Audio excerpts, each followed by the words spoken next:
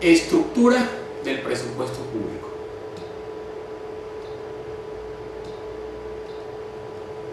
En Colombia, el presupuesto público lo componen tres grandes partes: presupuesto de ingresos y recursos de capital, presupuesto de gastos o ley de apropiaciones y las disposiciones generales.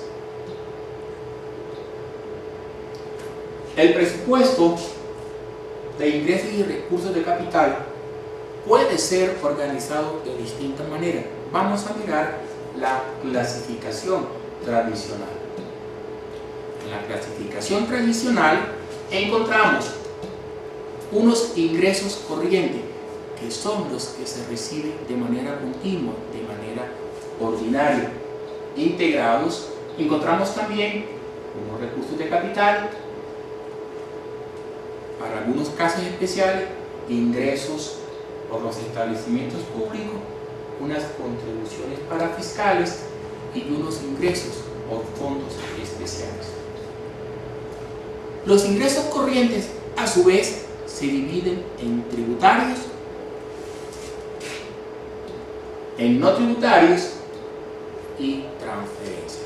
Los tributarios, que son los que provienen de los impuestos, se dividen a su vez en directos e indirectos. Los no tributarios son aquellos que recibe el Estado en contraprestación, casi siempre por un servicio o actividad prestada por él. Contiene las tasas, las multas, las contribuciones y las rentas contractuales. Las transferencias corresponden al traslado de recursos de un nivel de gobierno a otro sin que medie una contraprestación. En los recursos de capital encontramos como la fuente más importante los recursos del crédito. Sobre eso volveremos enseguida. Recursos que se dividen en internos y en externos.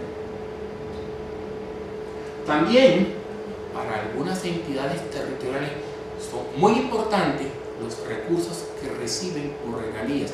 Las regalías son aquellos ingresos que recibe el Estado por la explotación de un recurso natural no renovable. También hace parte de los recursos de capital los recursos del balance, que en esencia no son ingresos, son más bien el replanteamiento de partidas que no fueron ejecutadas en el año anterior. Lo compone superávit fiscal y cancelación de reserva. Y también hay una serie de ingresos que agrupamos en el concepto otros: rendimiento financiero, diferencial cambiario, donaciones. Los ingresos de los establecimientos públicos son estos recursos que reciben este tipo de instituciones. Las contribuciones parafiscales, que solamente las reciben a nivel nacional, se refieren a aquellos recursos que paga un sector económico o social en beneficio de ese mismo sector.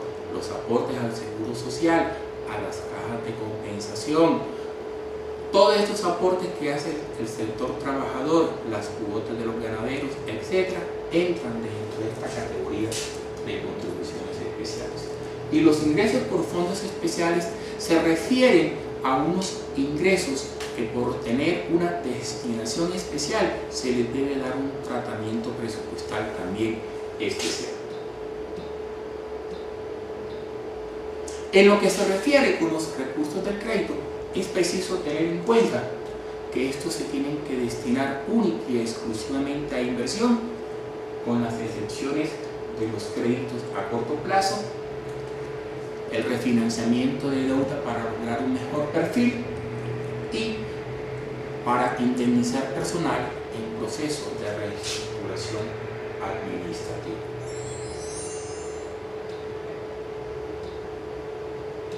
Cuando las entidades públicas acceden a recursos públicos, acceden a recursos del crédito, deben cumplir con dos indicadores: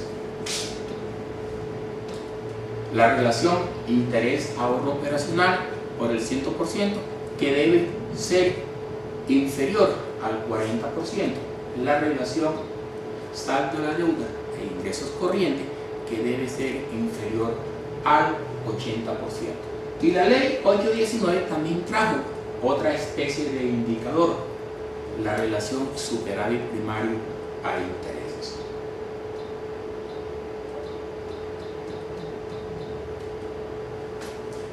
Para el cálculo de los indicadores, no importa en qué fecha del año nos encontremos, los cálculos los tenemos que hacer como si estuviésemos ubicados a 31 de diciembre. Por eso los intereses serán la suma de todos aquellos que se causen durante el año en que vayamos a hacer los cálculos.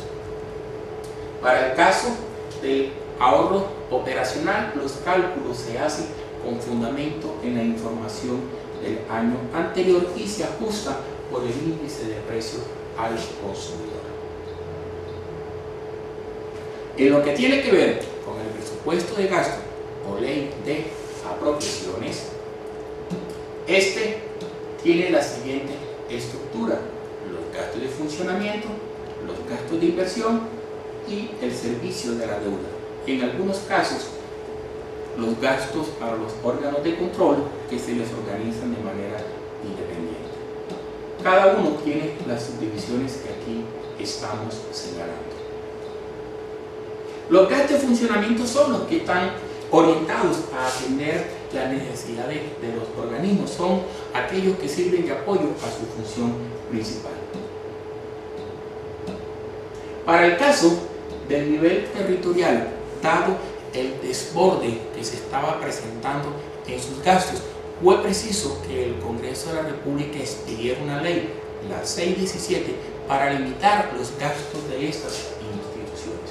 En adelante, los gastos de las administraciones centrales de departamentos, distritos y municipios van a estar en función de dos grandes variables: la categoría y los ingresos corrientes de libre destinación. La categoría va a estar en función, a su vez, de la población, de los ingresos corrientes de libre destinación y, en algunos casos, por la relación gastos de funcionamiento a ingresos corrientes. Los ingresos corrientes son los mismos ingresos corrientes que tiene la entidad, descontada las rentas de destinación específica, o sea, aquellos recursos que por ley o por la Constitución ya tienen un destino predeterminado. Los gastos de inversión son aquellos susceptibles de causar rédito o de ser de algún modo económicamente productivos. No existe una forma única de clasificar la inversión. Algunas entidades la clasifican de acuerdo a sectores institucionales: educación, salud, agua potable, recreación, etc. En el nivel nacional se clasifica esta en programas. Los programas, a su vez, contienen los subprogramas y estos contienen los diferentes proyectos. El servicio de la deuda son aquellas partidas que se asignan para las amortizaciones, para el pago de los intereses y las comisiones cuando a ello haya lugar.